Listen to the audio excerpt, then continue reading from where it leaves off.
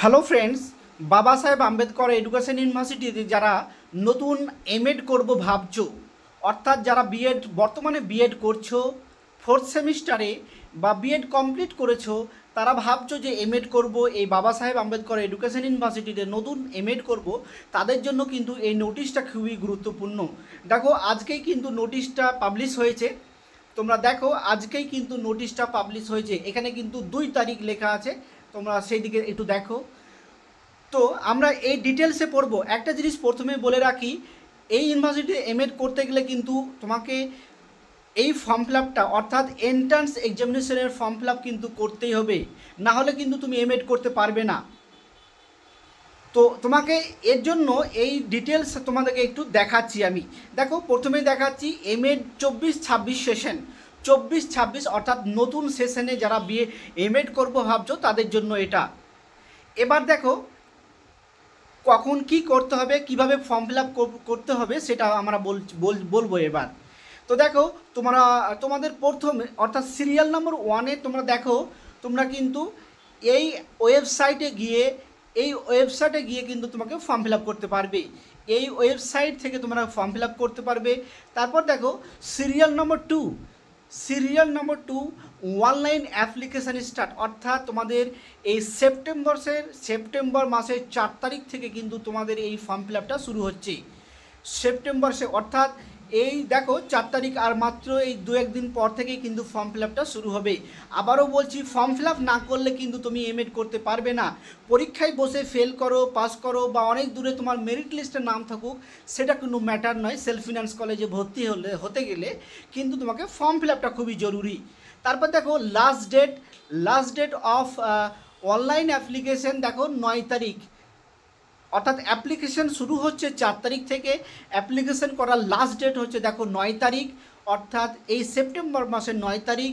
এবং দেখো last date of submission ফিজ, অর্থাৎ ফিজ জমা করতে হবে। দেখো এন্ট্রান্সের জন্য তোমাকে ফিজ জমা করতে হবে, সেটা 10 তারিখের মধ্যে তোমাকে কিন্তু জমা করতে হবে।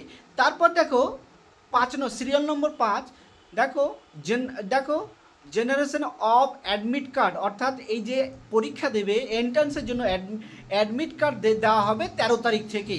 দেখো 13 তারিখ থেকে তোমাদের কিন্তু এন্ট্রান্সের জন্য তোমাদের দেওয়া হবে, পরীক্ষার জন্য অ্যাডমিট কার্ড দেওয়া হবে। এরপর তোমাদেরকে দেখাচ্ছি, অর্থাৎ তোমাদের সবচেয়ে গুরুত্বপূর্ণ যেটা 6 নম্বর পয়েন্ট। দেখো এন্ট্রান্স এক্সামিনেশন, অর্থাৎ এই ডেটে তোমাদের পরীক্ষা হবে। সেপ্টেম্বর মাসের 18 তারিখ কিন্তু তোমাদের পরীক্ষা হবে এমএডের। দেখো 18 তারিখ কিন্তু তোমাদের এন্ট্রান্স পরীক্ষা হবে এমএডের। তারপর দেখো এই যে মেরিট লিস্ট, অর্থাৎ রেজাল্ট বেরোবে, মেরিট লিস্ট বেরোবে 24 তারিখ, খুবই তাড়াতাড়ি, অর্থাৎ পুজোর আগে কিন্তু কমপ্লিট করতে চাইছে। তারপর দেখো ডেট অফ কাউন্সিলিং 30 তারিখ, দেখো 30 তারিখ অর্থাৎ সেপ্টেম্বর মাসের 30 তারিখে তোমাদের কাউন্সিলিং হবে। তারপর দেখো date of counselling department of teacher education, তারপর দেখো 1 তারিখ, অর্থাৎ তোমাদের ডেট অফ কাউন্সিলিং হচ্ছে 30 তারিখ। তারপর দেখো এটা কিন্তু ডেভিড হেয়ারে 1 তারিখে যেটা হচ্ছে ডেভিড হেয়ারে, এবং তোমাকে এগুলো সবই কিন্তু ডেভিড হেয়ারে কিন্তু কাউন্সিলিং হবে। এরপর দেখো 9 নম্বর যে সিরিয়াল নম্বর, দেখো 9 নম্বর সিরিয়ালে একটু দেখে নাও। দেখো confirmation of admission by college 3 তারিখ কনফার্ম হবে, অর্থাৎ তোমাদের যে অক্টোবর মাসের 3 তারিখে সেটা কিন্তু কনফার্ম হবে, এটা দেখে নাও এটা। তারপর দেখো 11 তারিখে submission of admitted student data, অর্থাৎ প্রত্যেকটা ইউনিভার্সিটিতে যে যারা ভর্তি হয়েছে এমএডে তাদের কিন্তু সমস্ত ডকুমেন্টস কিন্তু ইউনিভার্সিটিতে জমা করতে হবে। সুতরাং তোমাদের 3 তারিখে কিন্তু অ্যাডমিশন, 4 তারিখে হচ্ছে কনফার্ম হয়ে যাবে, ইউনিভার্সিটিতে তোমাদের সমস্ত ডকুমেন্টস চলে যাবে।